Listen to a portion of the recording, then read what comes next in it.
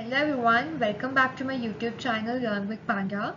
So today in this video I'm going to explain you that what is inflation and about one of its type, that is skewflation. I hope you must be knowing what is inflation.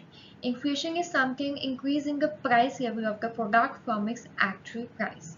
For suppose there is a product which costs rupees 10 and now the price has been increased and it becomes 15. It may be due to the reason of demand and supply, the difference which occurs जो demand और supply के बीच में differences अगर हो जाते हैं उस वजह से कि वो जो 10 rupees का पहले आपको product मिल रहा था now it becomes 15. So the price has been increased by plus 5.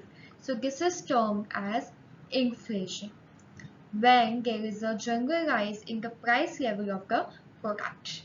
Okay, now if we talk about what is skew inflation, this is something very interesting to understand.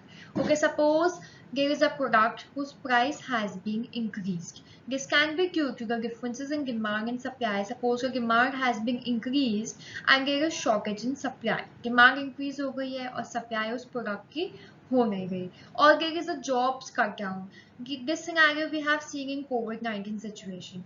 Okay, or there is a product whose neither price has been increased nor decreased. ना ही तो price increase हुआ है और ना ही price decrease हुआ है. So the situation over here is stable.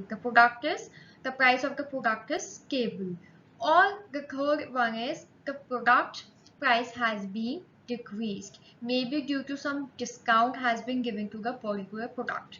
So when we see this three situation in the economy together, that is called skew inflation. जब किसी प्रोडक्ट का प्राइस इंक्रीज होता है that is considered as inflation. जब price ना ही increase और ना ही decrease हो रहा है so stability is there, stable है. If the price of the product has been decreased, then it is considered as deflation.